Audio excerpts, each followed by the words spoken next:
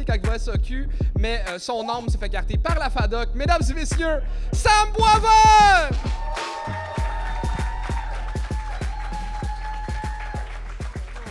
Bonsoir tout le monde, vous êtes toujours en forme? Merci d'être là en cette journée d'automne pluvieuse. Moi, j'aime beaucoup l'automne. Je ne sais pas pour vous, moi, c'est ma saison préférée. Puis c'était la saison préférée de ma grand-mère aussi. Parce que ma grand-mère, elle disait tout le temps, elle disait j'aime l'automne parce que tout meurt. Puis après ça, elle était comme bonne nuit, Samuel. OK, parfait. J'ai écouté le spectacle, puis vous êtes un très bon public, honnêtement, c'est le fun. On fait pas toujours des spectacles devant des bons publics, là. Moi, des fois, je croise des publics où certains membres se sont mis au défi de ne pas rire. Ces gens-là me regardent et sont comme « Non, pas à soir, mon chum. Pas venu ici pour rire, mais pour te détruire. » Puis je suis tout le temps comme « Désolé, j'ai une moyenne de 2 peines d'amour par année. C'est pas ton regard stoïque qui va m'affecter, Mario, OK? Si tu veux vraiment me détruire, fais-moi tomber en amour. Charme ma famille, promets-moi un enfant, puis laisse-moi pour quelqu'un qui conduit une Dodge Charger. D'ici là, ça va. J'aime les femmes. Merci beaucoup. J'aime les femmes, même celles qui sont pas amoureuses de moi en retour. Ça ne me dérange plus, ça. Aimer quelqu'un qui t'aime pas en retour, c'est pas le scénario idéal, mais t'es quand même en amour. C'est la médaille d'argent de l'amour. Oui, techniquement, j'ai perdu la course, mais je suis quand même sur le podium avec un beau bouquet de fleurs que je peux garder pour moi. J'ai pas toujours été bon pour gérer un rejet là, dans ma vie, surtout pas quand j'étais un ado. Là, je me souviens, genre, la première fois que j'ai écrit à une fille pour l'inviter à sortir avec moi, j'avais à peu près 12 ans. Je lui ai écrit un message sur Messenger un vendredi pour l'inviter au cinéma. La fille s'appelait Kim. Et Kim n'a jamais répondu à mon message. Fait que le lendemain, je lui ai écrit un deuxième message. « Bonjour Kim, désolé pour ce message. On a hacké mon compte Facebook. »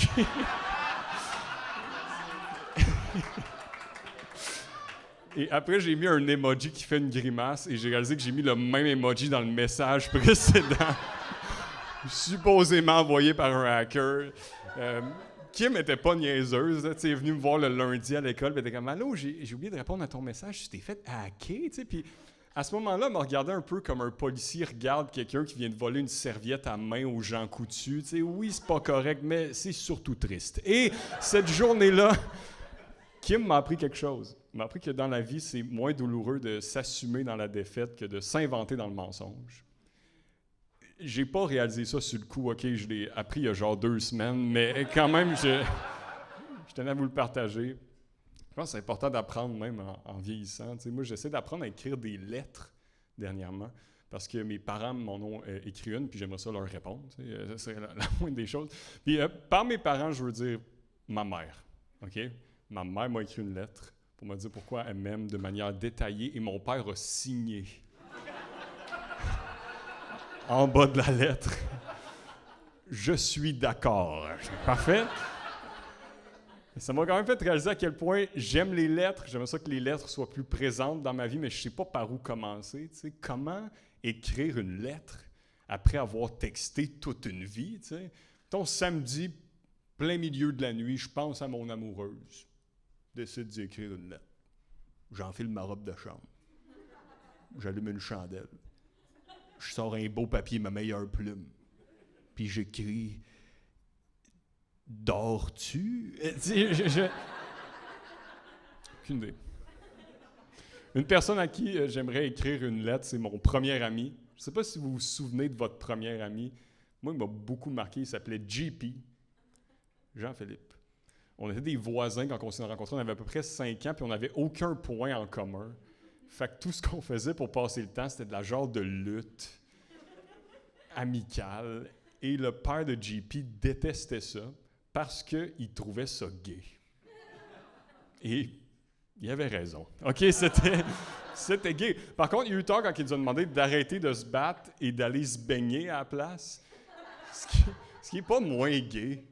Une clé de bras amicale, c'est homoérotique, mais ce l'est beaucoup moins que faire un courant. nos deux corps en symbiose nous rappellent un mouvement qui ressemble à l'infini. Je veux dire, c'est Brokeback Piscine en ce moment, c'est parfait. Mais... J'aimerais bien recroiser ce gars-là. Aujourd'hui, on reprendrait sûrement là où on s'est laissé, c'est-à-dire dans la piscine. Mais tu sais, il y a ce type d'amis-là dans la vie, tu sais, les amis intemporels, le genre d'amis qu'on se fait au secondaire, on les perd de vue pendant des années, on reprend exactement là où on s'est laissé. Tu sais, genre, tu le croises à l'épicerie un dimanche après-midi, il dit même pas salut, il vient direct te voir, il est comme la bosse dans les poches de M. Robichaud, le prof d'anglais. C'était-tu une Coffee Crisp? Ses clés ou sa queue? En passant, voici mon fils, Mathis.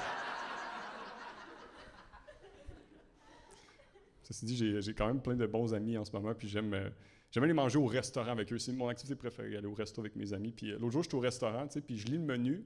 Je remarque que le restaurant offre des frites maison. Puis maison était entre guillemets.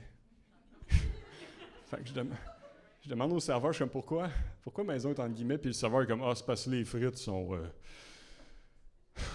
pas maison. OK, fait que vous mentez? Puis il était comme, non, on a mis des guillemets. Tu sais, les frites sont faites façon maison, mais pas ici, maison. J'étais comme, OK, mais sont-tu bonnes vos frites? Puis il était comme, oui, sont bonnes. Parfait. Il y a un restaurant latino près de chez moi, puis j'aime beaucoup aller là parce que tout le monde qui travaille là parle en espagnol. Fait que quand je vais, ça me permet de me pratiquer. Tu sais, avant d'y aller, je répète ma commande chez nous. Tu sais, je me promène dans mon appart, puis je suis comme « Hola!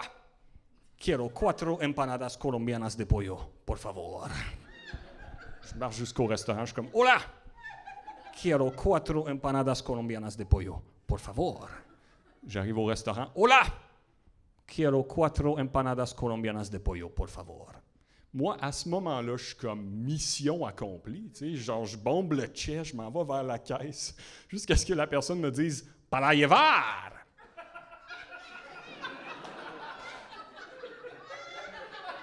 Et dans ses yeux, je vois que c'est une question. Elle voit dans les miens que ma phrase apprise par cœur, invitez pas à la discussion, mais simplement à la cuisson.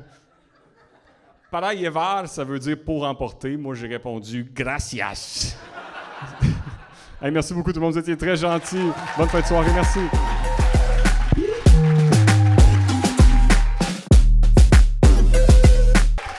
On vient de finir la soirée Notre-Dame du stand-up. Si vous avez aimé le vidéo que vous venez d'écouter, il y a une autre édition qui s'en vient. Les billets sont dans la description. Vous avez du plaisir? Je m'haïs en ce moment.